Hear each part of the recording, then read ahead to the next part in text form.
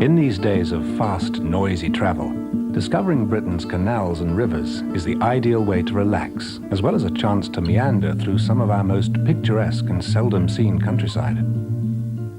As a narrowboat enthusiast myself, I can vouch that every single day is full and most certainly fulfilling.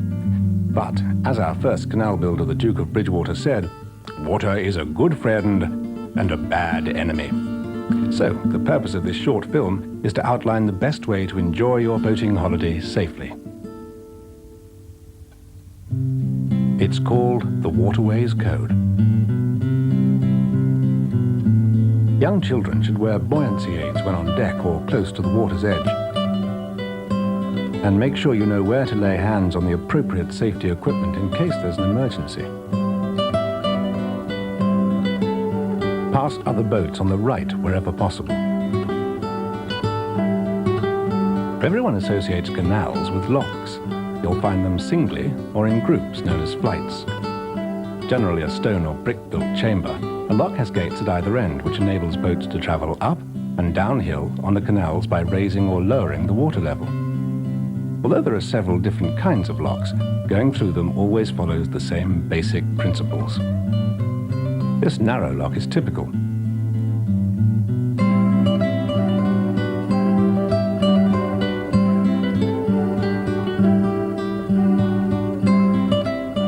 Here the boat is on its way downhill and entering a lock already full of water. Close the top gates behind you and lower the boat by emptying the lock. You do this by operating the winding gear on the bottom gates, which can be wound up or down with a windlass, or lock key as it's also known. Boat yards provide them with their hire boats. Always remember to pick the windlass up again before you leave the lock side. The winding gear operates special sluices known as paddles, which allow water in or out of the lock, rather like filling a bath by opening taps and putting the plug in. Take your time and don't hurry at locks. That's when mistakes happen. If you should get confused, shut all the paddles and stop to think. When collecting your boat, the hire operator will give you more detailed advice. Going downhill, be careful to keep clear of the sill below the top gates, as the back of your boat could get caught on it when the lock's emptying.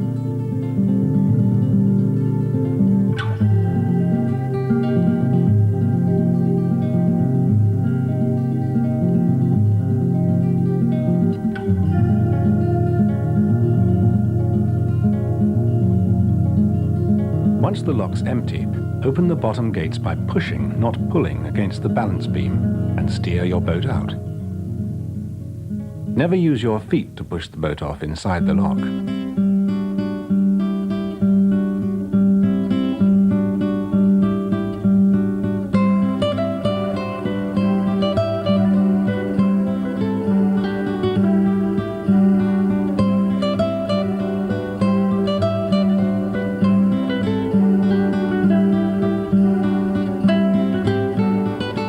Shut the gates after the boat and make sure each paddle is wound down.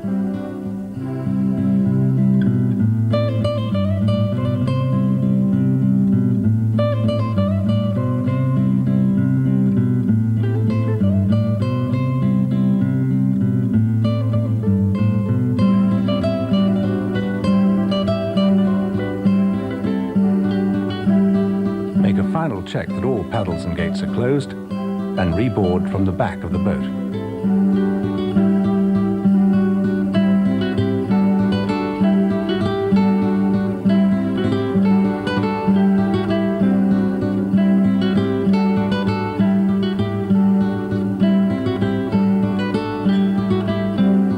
Moving off is easy here, but at times you may need a pole to push the boat clear of the bank.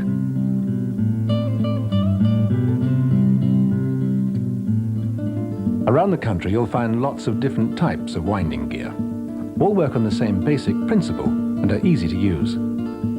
There are two main types, the hydraulic you've just seen, and rack and pinion gearing. On the rack and pinion type, first ensure you've engaged the safety catch to prevent the gearing slipping whilst winding. Make sure you fit the windlass securely on the spindle and always wind paddles back down, as dropping can damage them. Once wound up, take your windlass off the spindle so there's no chance of it flying off and hitting someone. Some locks have paddles on the gates as well as the conventional ground paddles. Should you come across gate paddles on your way uphill, first of all partly fill the lock by opening the ground paddles, which release water close to the bottom. Only when the lock is half filled should you open the gate paddles, as they release a torrent of water to completely fill the lock. Where possible, keep your boat back from these gates, as water could pour in from above and flood the front end. Remember, if you're unsure about the procedure, always give the lock plenty of time to fill before opening the gate paddles. Here the boat is going uphill and approaching another type of lock you're likely to encounter, the broad lock. To conserve precious water, always try to share a broad lock with another boat. Where possible, steel boats should enter first. Then it's the same basic principle as before. Shut the bottom gates, lower paddles, up to the other end and open the top ground paddles. While the lock's filling, hold your boat secure by using throttle and rope, but don't tie up. Then lower the top paddles, open the gates, and we're away.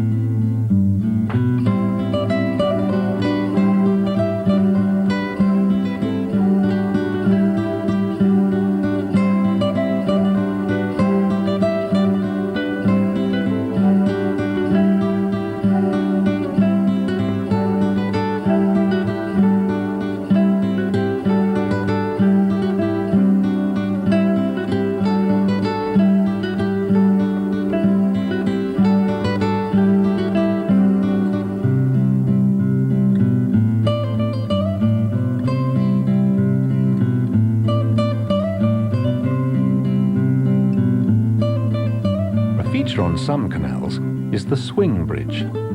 Like most things on the waterways, it's all to do with common sense.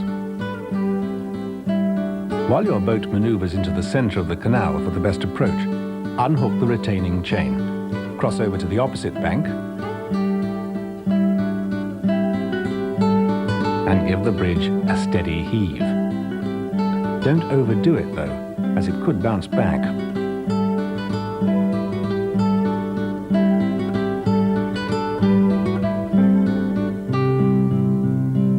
Make sure the bridge is fully open and hold it steady before calling your boat through.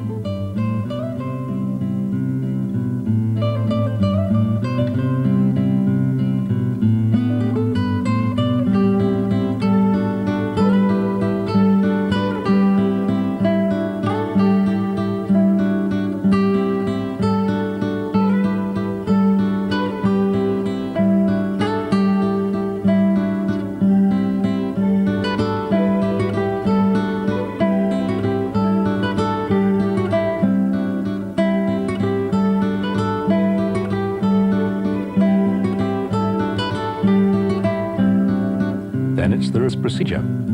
Chain back on and reboard at the rear, from the towpath side where possible. Another special type of bridge you may come across is the lift bridge. On your approach, check that no one is on the roof of your boat. Counterbalancing means all you have to do to raise the bridge is to pull on the chain, and keep it securely raised by sitting on the end until the boat's through and well clear before gently lowering the bridge. Only you and adult crew should operate the bridge, not children or passers-by. Where there are no bollards or mooring rings to tie up at, hammer in mooring pins on the canal side of the towpath to avoid the rope obstructing walkers or cyclists. Note the knot. Another good reason to play this tape again, in slow motion perhaps. Now of course boating holidays are all about relaxation, and what better place for a break and a pint than at one of the many canalside pubs. There's never one too far away.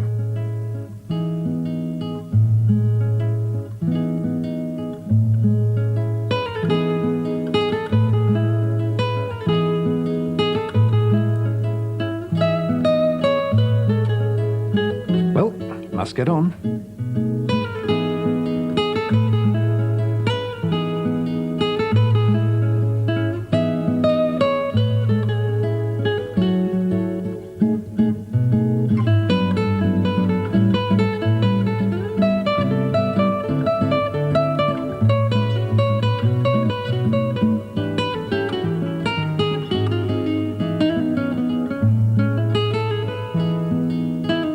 all very beautiful and relaxing. And moving on to a river from the canal opens up more intriguing aspects of your boating holiday. Wherever you are, it's always worth having a chat with the lockkeeper about special local conditions, such as flood levels or tides.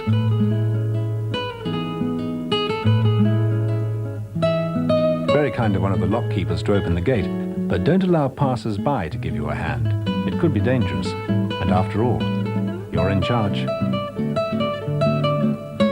When joining another waterway, remember that craft already on it have right of way, just like when you're driving on the road.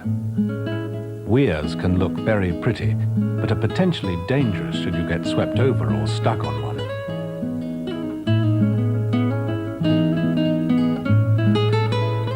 Follow the signs and steer clear of the fast weir channel. A feature peculiar to rivers is the floating jetty, and essential to moor at in areas where there's no easy access up the riverbank. The easiest way to moor is pointing in the opposite direction to the river flow, so that the current will help you maneuver, even if it means turning your boat round.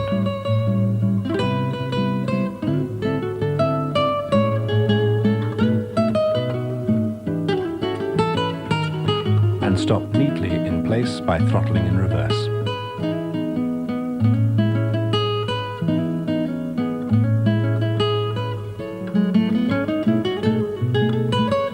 From time to time, you may find the engine losing power or overheating. Tie up, stop the engine and make sure the propeller has stopped turning. Remove the engine cover and weed hatch and fish about down there. Main culprits are weeds, plastic bags and the like clogging up the propeller shaft. Could have been worse.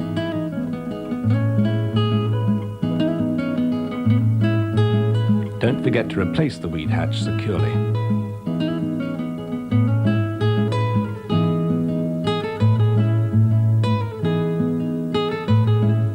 Keep speed down so the stern wash looks something like this.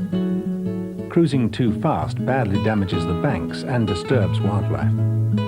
As boaters, we must share the canals and rivers with those who have different interests, each with an equal right to be here.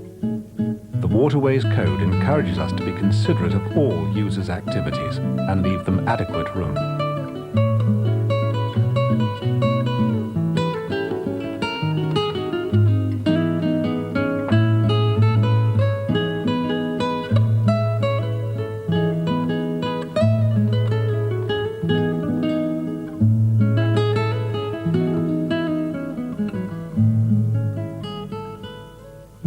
Back to the canal.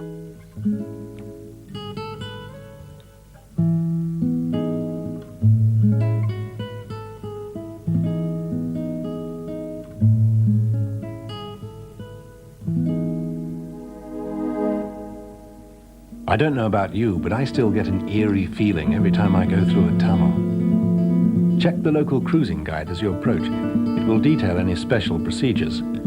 Allow any boat already in the tunnel to come through, unless it's wide enough for two, in which case you pass on the right. Some of the more sophisticated tunnels even have traffic lights.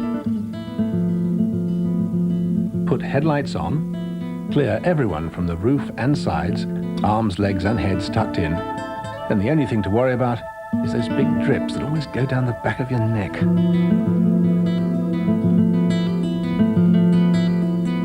Ventilation shaft, daylight.